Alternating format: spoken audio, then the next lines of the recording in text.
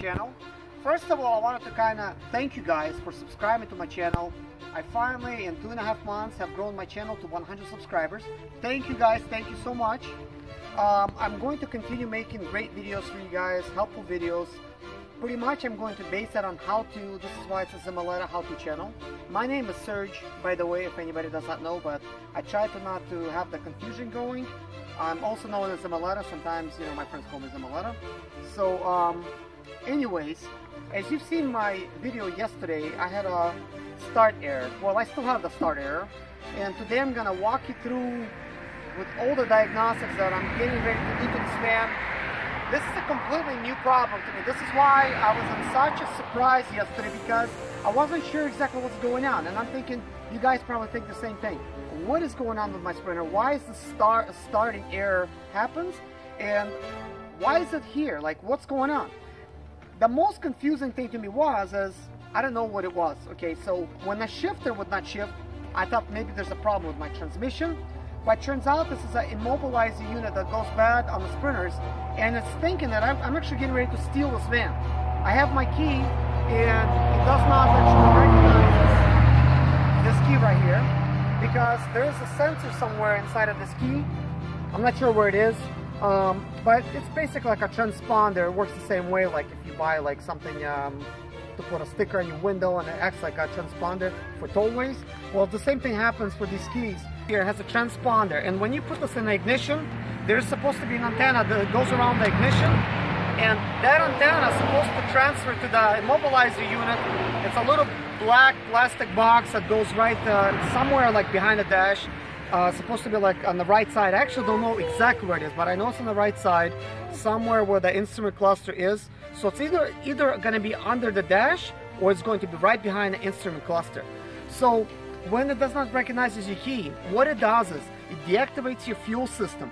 So even if you're trying to start it like I was trying to start it yesterday, I don't believe that I have it on the video, but I was telling you guys yesterday that I tried to start it with a screwdriver. It's like kind of like an old trick. If your starter doesn't work, you could actually have somebody sit in there and twist your key to the on position, and then you could start your van up by actually you know, touching both of the positive and the negative terminals on the actual starter, and then your vehicle is going to start.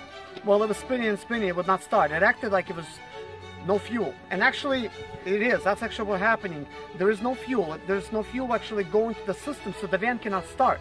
Which is kind of weird, you know, that they actually do it like that. But it's like kind of like an anti-theft system, and now when you own this van and you cannot get in, it's like, that's really annoying that they have the anti-theft system like that, that you cannot even drive the van yourself. I mean, it's kind of dumb. I'm thinking, you know, you have the key, you should be able to start it right up. I think at this point, I've been reading a lot of blogs yesterday and doing my research. A lot of people, they just don't care about the anti-theft system. They just want to be able to have the same key that operates all the Sprinters, especially if you got a fleet or something, and not having to worry about the issue of theft happening. Especially as much as these Sprinters cause problems that you cannot even understand, like what's going on. Like it was doing that to me yesterday. And I cannot believe this. I have 1,050,000 miles in the Sprinter. I've never had a starting issue before. I had every other problem that you could think of. Believe me, I've been there. If you had that problem, whatever you had, believe me, I would have had it, except the starting error thing. So anyways, what I have done is last night I have disconnected the battery, and the battery terminal is disconnected on the negative side. It doesn't matter if you connect it or disconnect it like on the negative or the positive side, as long as you disconnect the battery. And it's been sitting. So what I'm going to try to do is I'm going to attach this battery back up, and if it does not run, then I'm going to know that the Immobilizer unit is still bad. So the next things I'm going to try is just to kind of try to like diagnose this problem, because I already have this kind of stuff. I'm going to replace the actual fuse panel that's underneath the steering column. Those things sometimes cause problems. And believe it or not, you might be thinking, like, what does this have to do with it? But the piece that's actually kind of like your turn signals and your hazard light switches, those pieces, whenever they go bad, the electronic portion on the inside, it basically also will not start your van up. So with the turn signals, because I actually replaced the actual turn signals, and I had an extra one lying around, I installed that piece, and it caused my van like not to work. You know, it was acting like no starting error or nothing. There was just no power at all. when you put the key in, and I'm talking about the piece with the hazard light and the turn signal switches, just in case, you know, you guys mature, like, you know what I'm talking about. I installed that piece, and after I installed that piece, I put the key in. This is way before the starting issue, like when I was actually replacing the hazard light switch.